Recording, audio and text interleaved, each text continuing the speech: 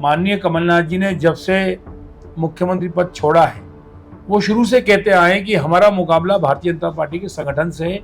जब तक कांग्रेस का संगठन मजबूत नहीं होगा तब तक हम जीत नहीं पाएंगे। भारतीय जनता पार्टी ने बहुत योग्य उम्मीदवारों को जो जिताऊ थे उनको उतारने का प्रयास किया है। देवास की बात करूं तो देवास हमारी A+ सीट है।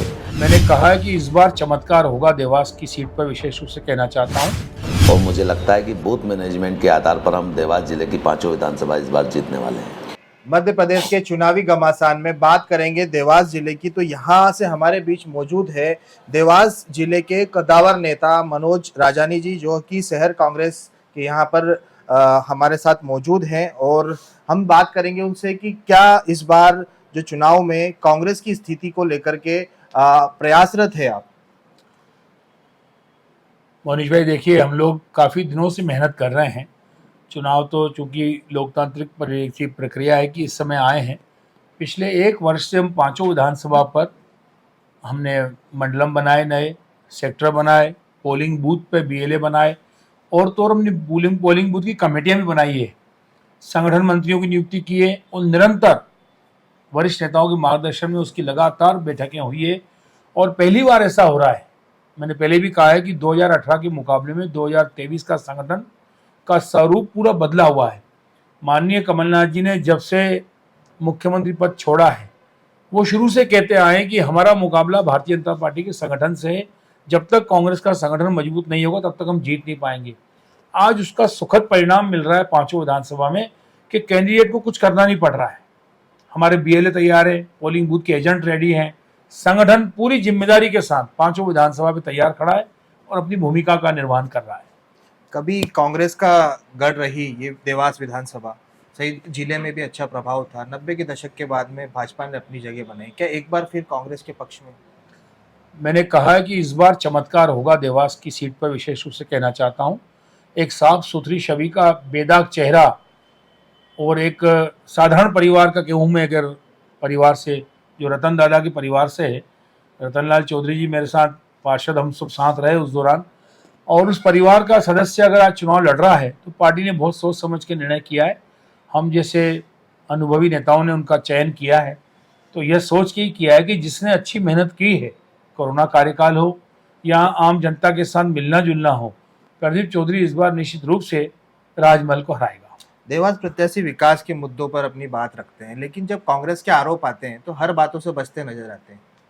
देखिए, विकास भारतीय जनता पार्टी का तो कभी सानी रहा ही नहीं। कौन से विकास की बात भाजपा करना चाहती है? ये 6 लेन रोड, ये ओवरब्रिज, ये तो सब कांग्रेस की देन है। 15 महीने की सरकार में माननीय मंत्री PWD के रहे हमारे सज्जन भैया, अगर मंत्री नहीं होते क्या इतना पैसा आता? देवास विजय मंडी सड़क की बात कर लूं तो ये कमलनाथ जी की देन है, सज्जन भाई सांसद थे तब पैसा लेके आए। देवास में ड्रेनेज की बात कर ले, इन्होंने तो पूरे बड़े बड़े पोस्टर लगाए थे जो गिर पड़े पोस्टर। 112 करोड़ की उज्जैन रोड की सड़क बन गई। मैं तो सड़क ढूंढने गया, सड़क के आते पते ही नहीं थे। मैं तो देख रहा था कि 112 करोड़ कहाँ हैं। अकाउंट में जब तलाश किया तो कलेक्टर साहब क्या पूछा तो 112 रुपए भी नहीं आए। झूठ के पुलिंदे लेकर भाजपा के नेता चल रहे हैं, खाली ख्वाब दिखा रहे हैं, हम ये कर दिया, हमने वो कर दिया। इनके बस की है नहीं, न इनका विजन है। मेरा स्पष्ट आरोप है कि अगर विजन होता, सरकार सेंट्रल में आपकी, मध्य प्रदेश में आपकी, लोकल महापौर आपकी जो नगर निगम चुनाव है, सड़कें क्या, कई नई सड़कें चमचमाती बना देते। ये तो सज्जन भैया का दम था जो पैसे लेके आए। विकास का काम कोई भाजपा ने नहीं किया, सिर्फ तरसाया है, लोगों को झूठ का पुलिंदा दिखाया है। राजा और सेवक वाला जो एक धुन सी नजर आ रही है कांग्रेस कार्यकर्ताओं में या फिर प्रत्याशी के समर्थक में, वो कितना भुना पाएगी उसको। देखिए, मैंने हमेशा कहा है कि सिंधिया परिवार भी चुनाव हारा है इस देश में। चाहे माधवराव सिंधिया की बात कर ले, चाहे ज्योतिराज सिंधिया की बात हम कर लें, ये भी चुनाव हारे। अटल जी भी हारे हैं, इंदिरा जी भी चुनाव हारी हैं। ये पब्लिक है, सब जानती है कि कैसा नेता चाहिए। अब लगातार चुनाव, बहुत दिन हो गए, बरसों हो गए, अब पब्लिक बदलाव चाहती है तो बदलाव होगा। जनता का ताज जनता किसे मत देती है। हमने साफ गोई से कहा है कि संगठन ने बहुत अच्छा टिकट दिया है। पहले के टिकटों की तुलना में जो आपाधापी होती थी, लड़ाई होती थी, वो इस बार कुछ नहीं रहा। मैं तो शुद्ध रूप से कहूँ कि कांग्रेस संगठन ने खुद की पसंद का टिकट अगर पहली बार दिया है जनता की पसंद का सर्वे कराकर, तो कोई अतिशयोक्ति नहीं है। संगठन ने अपना काम कर दिया, वो जनता अपना काम कर रही है। बहुत जल्दी इसके रिजल्ट सामने आने वाले हैं। भाजपा से जिला अध्यक्ष राजू खंडेलवाल जी कहते हैं कि 5 सीटों पर फिर से भाजपा लौट के आएगी, और कहीं ना कहीं वो आश्वस्त हैं कि हम इस बार अच्छे, लेकिन कहीं ना कहीं उनकी भी मौजूदगी जो है वो नहीं है। अब ग्राउंड लेवल पे देखें तो उनका कहना है कि हमने सब कार्यकर्ताओं को अपने अपने तरह से मना लिया। क्या सांसद का एक ही विधानसभा क्षेत्र होगा अगर वो देवास में नहीं होकर सोनकच्छ में काम करेंगे? आप कैसे देखते हैं? देखिए, मैं राजू जी की बात से सहमत नहीं हुए। वे अलग पार्टी विचारधारा के अध्यक्ष हैं। लप्पासी भरा जीवन उन्होंने हमेशा जिया है कि मोदी के दम पे ये कर लेंगे, शिवराज के दम पे ये कर लेंगे। खुद के दम पे क्या करोगे आप? जनपद 6 की 6 जीरो स्कोर हो गया देवास में, जिला पंचायत का स्कोर 0 हो गया। उस दौरान ही मैंने आप पत्रकार साथियों को कहा था कि ये नहीं जीत पाएंगे, न जनपद न जिला पंचायत। वो मारे मारे फिर रहे हैं नगर निगम का। तो नगर निगम का एक मैटर अलग, अपनी एक अलग व्यथा है कांग्रेस पार्टी की, अन्यथा उस पर हम धूल चटा देते। ग्रामीण क्षेत्र की अगर बात करूं तो बेहद मजबूती के साथ किसान, युवा, मजदूर, हर वर्ग का आदमी, हर तरह का व्यक्ति कांग्रेस के साथ खड़ा है। और मैं लप्पासी वाली बात नहीं करता हूँ कि 1 लाख से जीतेंगे या 50,000 से जीतेंगे। वो गए जमाने लद गए इनके दिन, जब मोदी की लहर में लूले लंगड़े भी चुनाव जीत जाया करते थे। अब जनता समझ गई है, उब गई है। जनता को 100 यूनिट में 100 बिल, 100 रुपये में बिजली चाहिए, 200 में बिल हाफ चाहिए, 1500 में बहनों को चाहिए, 500 में गैस सिलेंडर चाहिए। शिक्षा के लिए जो हमने वादे किए हैं बच्चों के लिए, वो सब जनता देख रही है। और इस बार चमत्कार होगा। मैं आपको पहले अभी भी नोट कर लेना आप मोनीश भाई मेरी बात को, 5 की 5 सीटें कांग्रेस चुनाव जीतेगी। जैसे कि अब देवास की बात हुई, अब सोनकच्छ की बात करें तो कांग्रेस की नाक है सोनकच्छ विधानसभा सीट, वहां से कद्दावर नेता सज्जन वर्मा जी वहां पर है। तो किस तरह से देखते हैं आप सोनकच्छ के बाद में आगामी 3 और जो सीट हैं, खातेगांव हो गई और फिर हाटपिपलिया हो गई, फिर बागली हो गई। हाटपिपलिया से अब क्योंकि दीपक जोशी जी अब कांग्रेस के साथ में हैं। देखिए, सज्जन भैया का तो मैं कह चुका हूँ कि उनका रिश्ता राजनीतिक रिश्ता नहीं है। उनके पारिवारिक संबंध, किसी के बेटे हैं, किसी के भाई हैं, किसी के गुरु हैं, किसी के मित्र हैं, वो सबकी अपनी अपनी कहानियां हैं। बरसों से लगातार संबंध उनके चले आ रहे हैं। तो उस सीट पे ज़्यादा चर्चा इसलिए नहीं करना चाहता मैं कि वो तो वहाँ पर ज़बरदस्ती किसी को भेजा गया है। अब मैं उनका ज़्यादा बोलना नहीं चाहता। डॉक्टर राजेश सोनकर जी आए हैं, उनका स्वागत है। हारने के बाद वैसे ही चले जाएंगे, क्योंकि एक बार जब कोई बीजेपी का नेता आता है, हर बार वो मुंह दिखाता नहीं है। हारे या जीते उससे फर्क पड़ता नहीं है। सज्जन भाई पिछले चुनाव की बजाय जो मार्जिन था, मैं ऐसा मानता हूँ कि डबल मार्जिन से वो चुनाव इस बार जीतेंगे। हाटपिपलिया और खातेगांव, हाटपिपलिया में बघेल परिवार को सर्वे के आधार पर टिकट दिया गया है और अब के चोट करारी है। क्योंकि पिछला चुनाव मनोज चौधरी जी ने जब चुनाव जीता था पहली बार, तो कांग्रेस के दम पे जीता था। कांग्रेस की कार्यकर्ताओं ने अथक प्रयास किया था। उसके बाद के उपचुनाव की बात करना नहीं चाहता। उपचुनाव तो अधिकांश जगह पर शासन के साथ ही जीता जाता है, पर पूरा प्रजातंत्र का माहौल उड़ाया जाता है, सबको पता है। पर हाँ, इस बार मनोज चौधरी जी की सारी कलैयाँ खुल चुकी है। चाहे वो विधायक का पद किस तरह उन्होंने बेच दिया या जो भी किया, उनकी कहानी वो जाने, पर जनता सब समझ चुकी है। इस बार राजवीर सिंह बघेल बहुत ऐतिहासिक मतों से जीतेंगे, मैं ऐसा मान के चलता हूँ। खातेगांव के लिए, खातेगांव में तो देखिए, मैंने शुरू से कहा है कि दीपक जोशी बहुत कद्दावर नेता हैं, साफ छवि के नेता हैं। भ्रष्टाचार के खिलाफ इस देवास जिले में अगर आवाज़ उठाने वाले कोई नेता थे, सबसे पहले बागली विधानसभा की बात कर लूँ तो दीपक जोशी जी थे, जिन्होंने अपनी ही पार्टी के खिलाफ बात की थी। तो एक स्वच्छ साफ सभी के दीपक जोशी जी हैं और उनके साथ कांग्रेस का पूरा संगठन ताना बाना 100% उनके साथ है। कुछ थोड़ी बहुत अव्यवस्थाएं थी तो सज्जन भाई ने जाके कमलनाथ जी के आदेश पर वो दूर कर दिए। अब सारा परिवार मिलकर खातेगांव सीट को जिताने की कोशिश कर रहा है।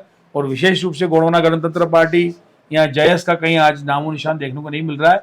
मैं इसलिए कहना चाह रहा हूँ कि वे साथी भी हमारे ही थे, अपने थे। इस बार सबने मिलकर तय किया है, अभी नहीं तो कभी नहीं, ये नारा बुलंद हो रहा है 5 विधानसभा में। और एक एक कार्यकर्ताओं को नमन करता हूँ, कांग्रेस के साथियों को नमन करता हूँ, जो बिल्कुल निकल पड़े हैं, सिर्फ और सिर्फ हाथ का पंजा देख रहे हैं। पूरे जिले में कहीं ग्रुपबाजी नहीं, कोई बगावत नहीं। ये हमारे सबके लिए सौभाग्य की बात है, ये अच्छे संकेत हैं कांग्रेस के लिए। बागली की बात करें तो भ्रष्टाचार के मुद्दे पे हमेशा से नजरों में रहा है। अभी वर्तमान भाजपा के जो प्रत्याशी हैं वो कहीं ना कहीं जिनका टिकट नहीं हुआ पहाड़ सिंह के साथ ही नजर आते हैं। कैसे देखते हैं भाजपा के सामने कांग्रेस को? देखिए, पहाड़ सिंह कनौजिया साहब ने तो चमत्कार किया।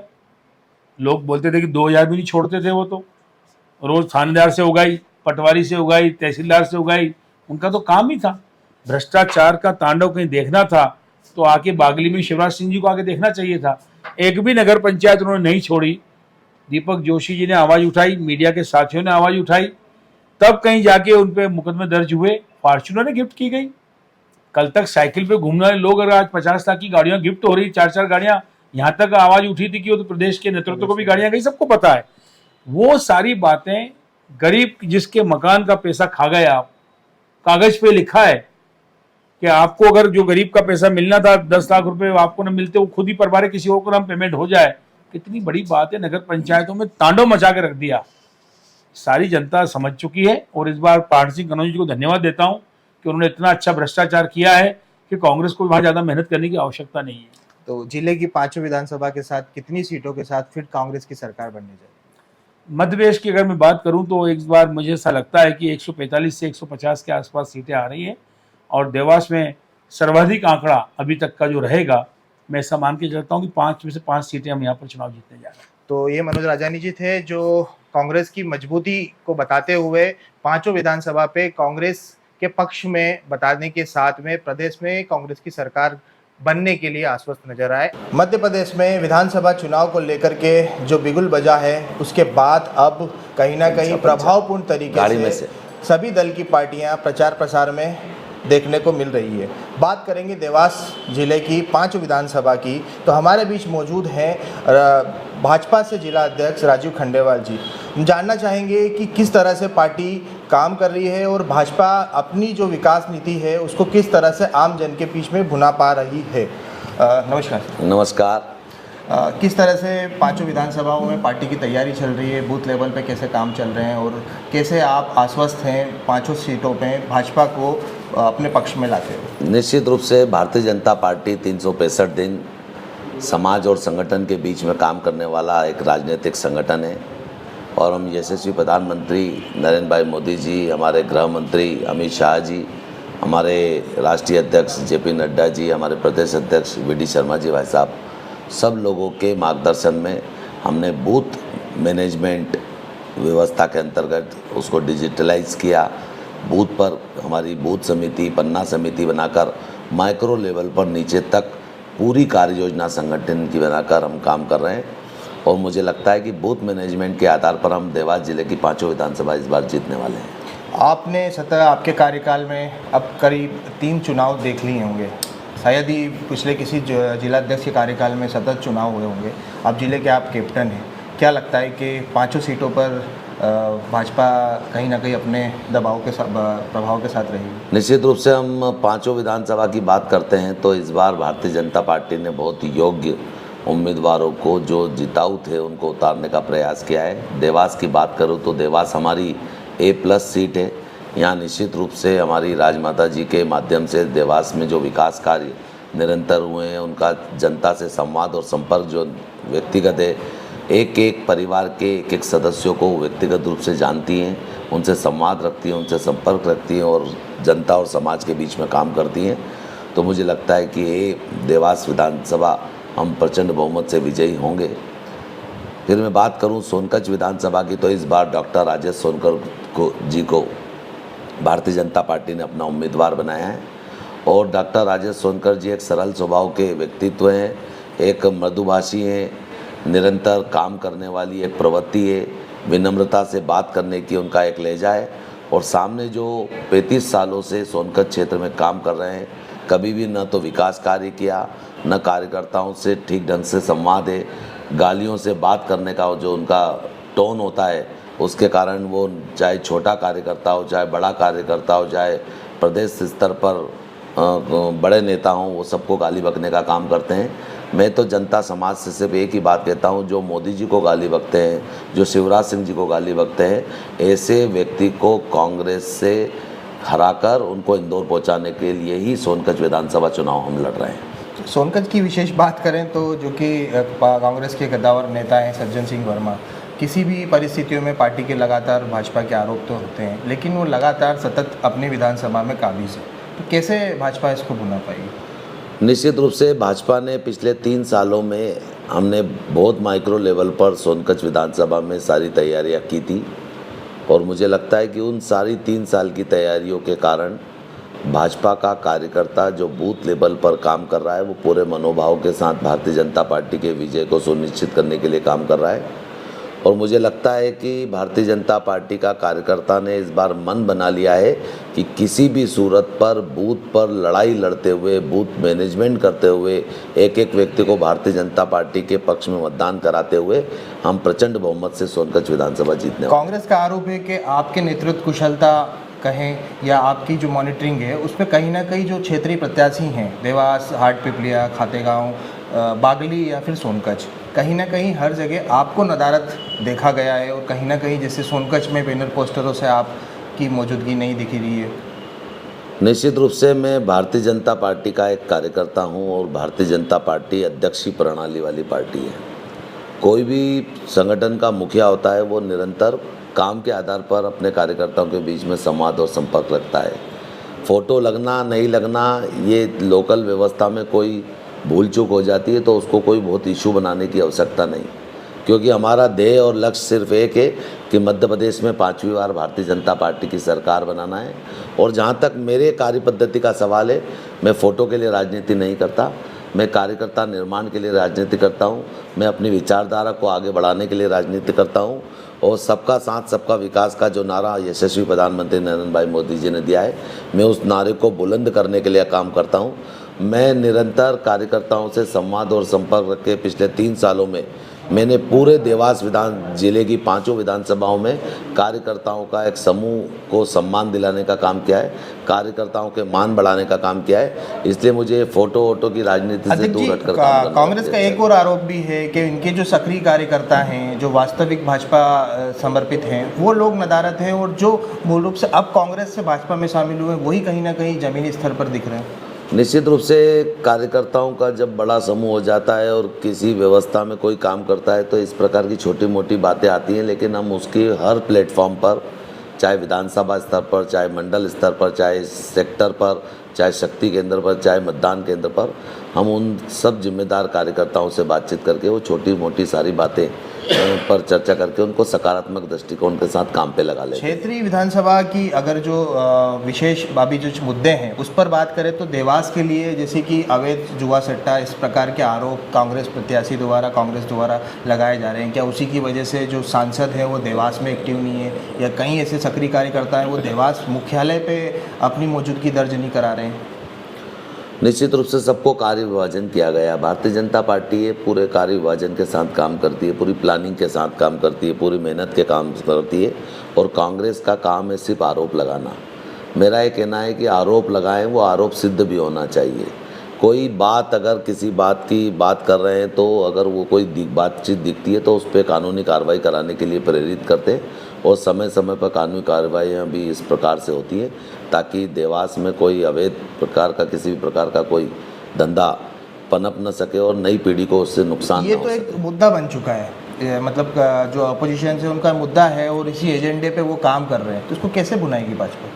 भाजपा विकास के आधार पर, भाजपा समग्र राष्ट्रीयता के आधार पर, भाजपा एक परिवार है, एक संगठन है, वो जो निरंतर विचारधारा के लिए काम करता है। और मुझे लगता है कि हम जब पूरी मेहनत और लगन के साथ काम करते हैं तो कार्यकर्ता के निर्माण के साथ, राष्ट्रीय भावना के साथ, हमारे देश के यशस्वी प्रधानमंत्री नरेंद्र भाई मोदी जी ने जो 2014 के बाद एक स्वर्णिम भारत बनाने के लिए जो काम कर रहे हैं, हम सब उन आधारों को लेकर जनता और समाज के बीच में जाते हैं और जनता हमको उसका प्रतिशत के रूप में हमको बहुमत के साथ विजयी बनाती है। जिले में देवास और सोनकच्छ की तो बात आपने कही, पर कहीं ना कहीं बात करें जिले में एक प्रमुख सीट खातेगांव भी है। वहाँ से इस बार कांग्रेस से जो उम्मीदवार हैं वो दीपक जोशी जी हैं, पूर्व में भाजपा से एक वरिष्ठ नेता भी रह चुके हैं। कितना प्रभाव उनका देवास जिले सहित उस विधानसभा में उनके लिए पक्ष बनेगा? भारतीय जनता पार्टी की परंपरागत सीट खातेगांव है।